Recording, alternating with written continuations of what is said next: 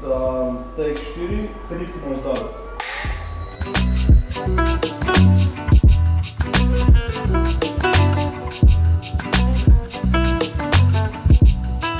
Če smo prišli na vrh hriba, moramo zdaj nekako še ustrezno priti navzdol. Tako da si bomo zdaj pogledali tehniko teka navzdol.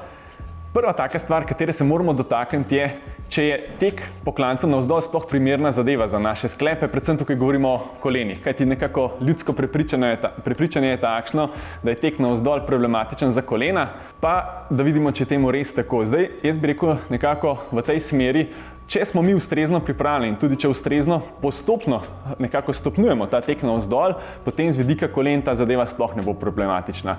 Kajti naša kolena delujejo nekako tako, da je pogosto težava takrat, kadar na neko stvar nismo dobro adaptirani. To je že vsakdo kdaj občutil, ko je po kakšni daljši pauzi, recimo po nekem zimskem spanju, se spravil spomladi v hribe in na tem daljšem sestopu zelo dobro občutil svoja kolena, ko pa je to parkrat ponovil, pa teh težav ni bilo. In tukaj je zelo podobno. Če se tega lotimo postopno in tudi s pravilno tehniko, teh težav ne bo. Ja, če že govorimo o pravilni tehniki, kakšna pa ta pravilna tehnika sploh je? Pri teku navzdol je pomembno, da še vedno ohranjamo ustrezno frekvenco korakov, se pravi, da ne spustimo preveč hitrosti in da potem to nekako ne kontroliramo, lovimo s koraki, ampak da nekako ustrezna frekvenca, če se da, probamo loviti malce bolj na srednji del stopala, se pravi, da ni pristanek izrazito na peto, ampak malce bolj na srednji del stopala. Potem je pa vse zelo odvisno od terena. Kadar je teren lep, se pravi, če gre za nek makadam, morda asfalt, bo gibanje rok lahko zelo sproščeno, tako kot pri teku. Kadar mogoče tečemo na kakšni stezici, pa bomo malce bolj krilili z rokami, zato ker pač stezica ves čas zavija in mi moramo nekako ohranjati ravnotežje, tako da bo malce več tega kriljenja. Korak potem seveda prilagodimo na bolj strmih terenih, bomo malce skrajšali korak, zato da malo bolj zaviramo. Ko pa je teren lepši in ko občutimo, da nekako lahko nadzorujemo to hitrost, pa kar raztegnemo korak, pristanemo na srednji del in vse skupaj zelo sproščeno potem.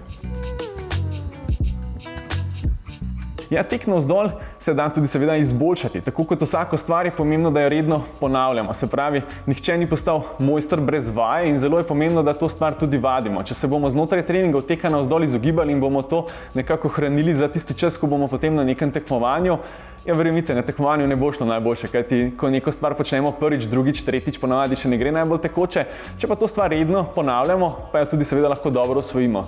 Pri teku navzdol je zlasti taka malce bolj kritična zadeva, kadar je teren malce bolj tehničen, se pravi, če je kakšna korenina, kakšna skalca na poti ali kaj podobnega.